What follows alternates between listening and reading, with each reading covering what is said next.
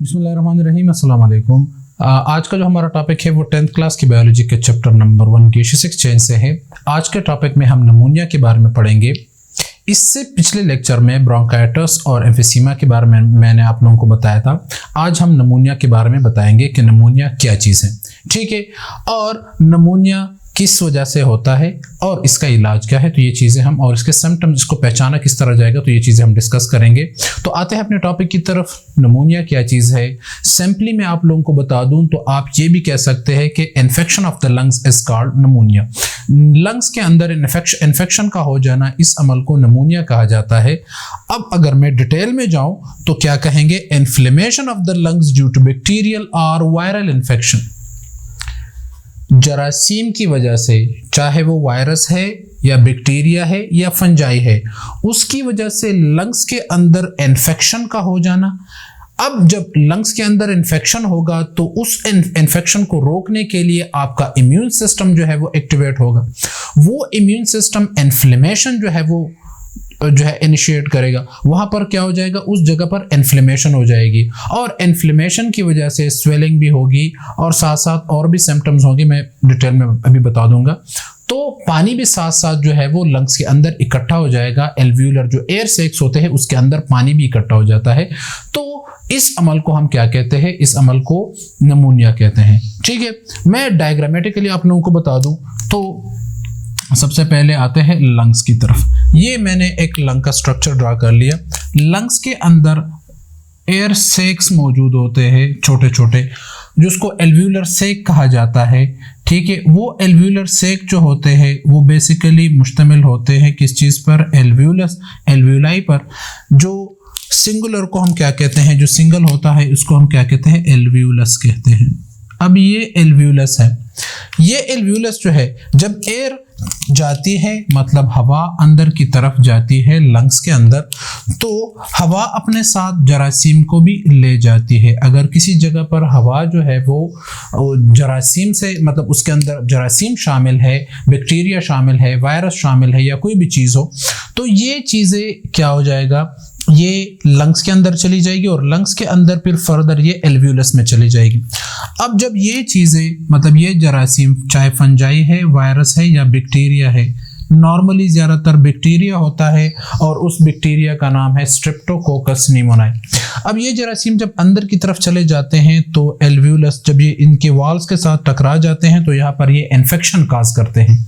और इन्फेक्शन जब काज होती है तो आपका जो प्रोटेक्टिव रिस्पांस होता है, जो इम्यून रिस्पांस होता है, वो इन्फ्लेमेशन यहाँ जो है, यहाँ पर क्या हो जाएगा? इन्फ्लेमेशन हो जाएगी। क्या हो जाएगा?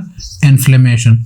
इन्फ्लेमेशन के बारे में आप लोगों को बता चुका हूं, लेकिन एक दफ़ा और बता दूं कि इन्फ्लेमेशन 5 सिम्टम्स पर मुश्तमिल है। मतलब किसी जगह पर पेन का होना, स्वेलिंग का होना, साथ साथ जो है वो रेडनेस और वो जगह गर्म महसूस होना और लॉस ऑफ फंक्शन। मतलब अगर ये 5 चीज़ें किसी जगह पर देखी जाए तो उसका मतलब होगा इन्फ्लेमेशन। तो यहाँ पर ये 5 चीज़ें देखी जाएगी, मतलब तकलीफ भी होगी, साथ साथ स्वेलिंग भी होगी, फ्लूइड भी एकमुलेट हो जाएगा। तो यहाँ पर क्या हो जाएगा? फ्लूइड एकमुलेट हो जाएगा और ये फ्लूइड जो है आपके वाइट ब्लड सेल्स आएंगे और वाइट ब्लड सेल इन जरासीम को एनगल्फ करेंगे, किल करने की कोशिश करेंगे।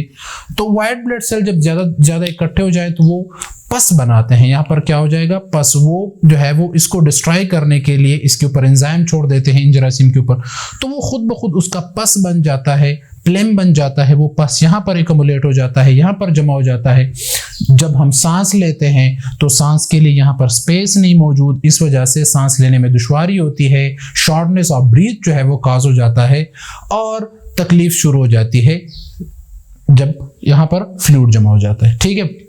और दूसरी बात, हमारे यहाँ पर जब फ्लूइड जमा है, जो हवा है उसके लिए जगह नहीं बचती, तो फिर गैसियस एक्सचेंज भी नहीं होगी। जब गैसियस एक्सचेंज नहीं होगी तो ब्लड में ऑक्सीजन की मिकदार कम होती जाएगी। एक और अहम बात बता दूं कि अगर एक लंग में नमूनिया हो तो इसको हम सिंगल नमूनिया कहेंगे, और अगर दोनों में हो बोथ ऑफ द लंग्स, मतलब दोनों लंग्स में नमूनिया मौजूद हो, दोनों में इन्फेक्शन हो, तो इस कंडीशन को डबल नमूनिया कहेंगे। ठीक है, ये पॉइंट याद रखिए। ठीक है, अब आते हैं काजेस की तरफ। तो ज़्यादातर ये बैक्टीरिया की वजह से होता है, और बैक्टीरिया का नाम है स्ट्रेप्टोकोकस निमोनियाe। वायरस की वजह से भी होता है, फंगस की वजह से भी होता है, जो कि बहुत ज़्यादा सीवियर होता है। और साथ साथ में इनकी क्लासिफिकेशन अगर आपको बता दूं तो यहाँ से चीज़ें और ज़्यादा क्लियर हो जाएगी। मतलब ठीक है, बैक्टीरिया, वायरस और फंगस की वजह से तो होता है, लेकिन ये चीज़ें कहाँ से आती है? एक तो होती है कम्युनिटी एक्वायर्ड नमूनिया, मतलब आप ऐसी जगह में रह रहे हो जहाँ पर ज़्यादा लोग बीमार हैं या ज़्यादा हुजूम में रह रहे हो।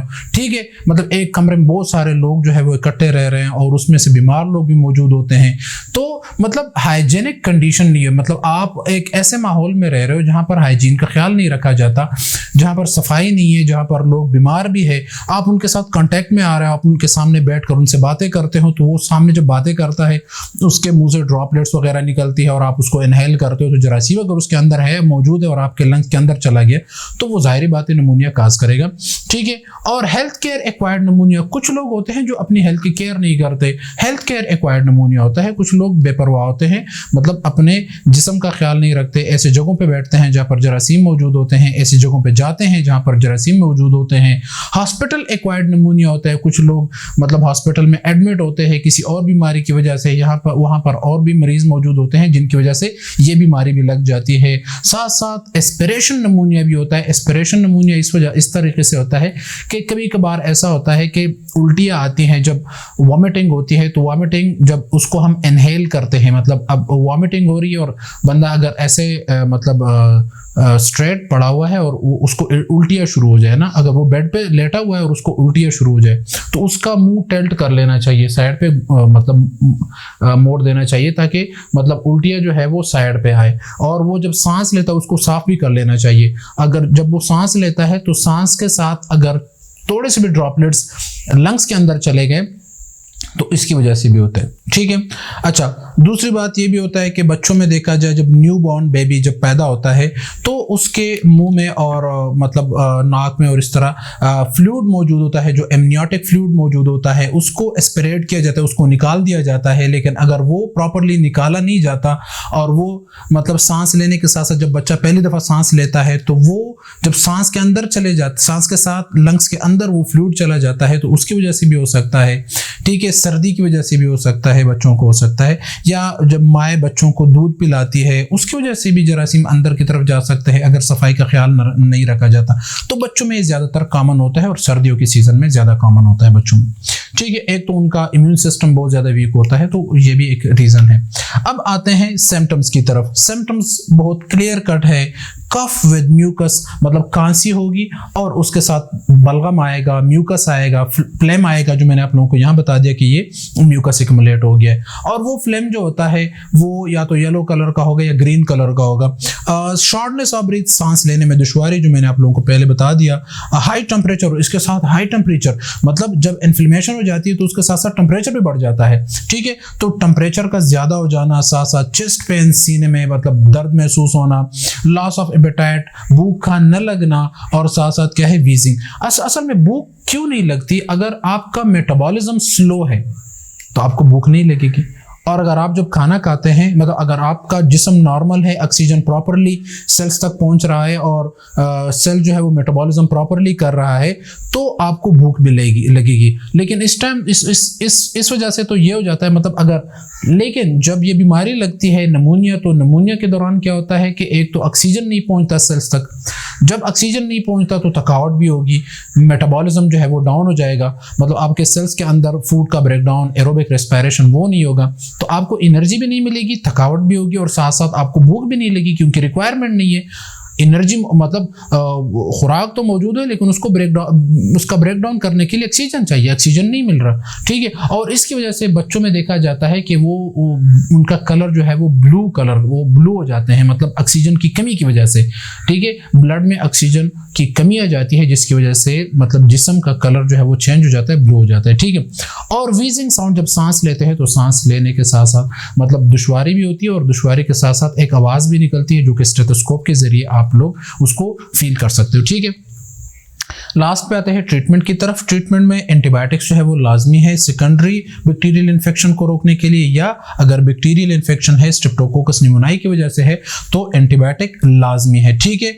और वो फिर एज के हिसाब से और वजन के हिसाब से दिए जाते हैं। कफ सिरप होता है खांसी को रोकने के लिए, और इसके दौरान ज़्यादातर एक्सपेक्टोरेंट दिया जाता है जो बलगम को साफ करता है, वो वाला कफ सिरप दिया जाता है। साथ साथ एहतियात कीजिए, मतलब ज़्यादा पानी पी लिए, ज़्यादा पानी जो है वो पीना चाहिए और ज़्यादा रेस्ट करना चाहिए, मतलब घूमना फिरना, कोई काम करना, एक्सरसाइज वगैरह, ये चीज़ें इनसे परहेज कर लेना चाहिए क्योंकि ऑक्सीजन की मकदार ऑलरेडी कम है और अगर आप एक्सरसाइज वगैरह करोगे तो आपको और ज़्यादा तकलीफ महसूस होगी।